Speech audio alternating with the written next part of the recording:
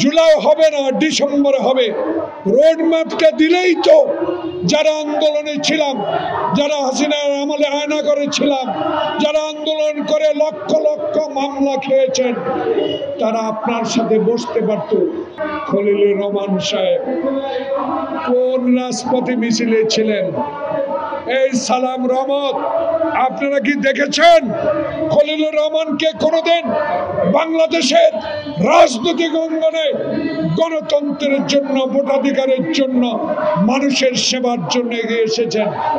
এমন কথাটি উনি বলেন যেই কথাটি বাংলাদেশের মানুষ গ্রহণ করে না। আপনি তারেক রহমানের সাথে তুলনা করাটা, আপনি যেই কাজটি করেছেন বলেছেন অন্যায় গহিত কাজ। তারেক রহমান স্বাধীনতার ঘোষকের সন্তান, তারেক রহমান সেক্টর কমান্ডারের সন্তান, তারেক রহমান বাংলাদেশের সাবেক সেনা প্রধানের সন্তান, রহমান আপসীর নেত্রী খালেদা জিয়ার সন্তান। তার সাথে তুলনা করে আমাদেরকে মনে কষ্ট দিয়েছেন। আপনার অহংকার আপনার কাছে থাকুক। বাংলাদেশের রাজনীতির ইতিহাসে জাতীয়তাবাদী শক্তি যে আন্দোলন সংগ্রামের মধ্য দিয়ে বাংলাদেশের মানুষের অধিকার প্রতিষ্ঠার জন্য আজও টিকে আছে, তারই ভারপ্রাপ্ত চেয়ারম্যানকে আপনি যে তুলনা করেছেন, অবিলম্বে আপনার এই কথা প্রত্যাহার করে নিতে হবে।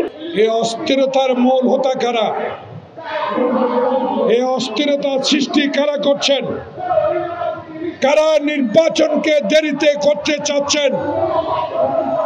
এই বিষয়গুলো তো আমরা আপনার মতো মহান ব্যক্তির কাছে জানতে চেয়েছিলাম। আপনি নাকি বলেছেন জুলাইতে নির্বাচন হবে। জুলাই হবে না, ডিসেম্বরে হবে। রোড ম্যাপটা দিলেই তো যারা আন্দোলনে ছিলাম, যারা হাসিনার আমলে আয়না করেছিলাম, যারা আন্দোলন করে লক্ষ লক্ষ মামলা খেয়েছেন, তারা আপনার সাথে বসতে পারত। কিন্তু এখনো তো নির্বাচনের ম্যাপটা ঘোষণা করলেন না। তাই আমাদের সন্দেহ, তাই আমরা মনে করি এই অস্থিরতার কারণ আপনারা যদি সৃষ্টি করে থাকেন, তাহলে অস্থিরতার জন্য বাংলাদেশ জাতীয়তাবাদী দল কোনোদিনও দাবি, কোনোদিনও গ্রহণ করবে না। আমরা তো আপনার কাছে নির্বাচন চাই। সংস্কার করেন, এমন সংস্কার করেন না যে সংস্কারের মধ্য দিয়ে করিডোর হবে, চট্টগ্রামের বন্দর অন্যের হাতে চলে যাবে। এমন সংস্কার করেন না যে সংস্কারের মধ্য দিয়ে ষড়যন্ত্রকারীরা নির্বাচনকে বিলম্বিত করে আপনাকে অস্থির করে তুলবে। তাই আপনি অস্থিরতা কাটাতে হলে আপনাকেই অচিরে, আজকে কালকে পরশুর মধ্যে হলেও আপনাকে নির্বাচনের তফসিল ঘোষণা করতে হবে।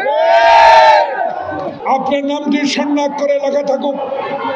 আপনি শাহাবুদ্দিনের মতো একটি নির্বাচন দিয়েছেন, আপনি দিনের ভোট দিনে করেছেন, আমার ভোটাধিকার আপনি প্রতিষ্ঠিত করেছেন।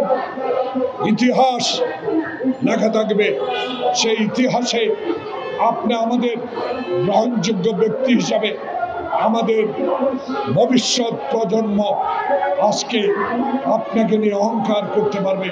তাই আপনার কাছে অনুরোধ, অনতিবিলম্বে এই তিনজনকে উপদেষ্টা পরিষদ থেকে আপনি চিঠি দিয়ে দেন, অনুরোধ করেন তারা যেন নিজেই পদত্যাগ করে।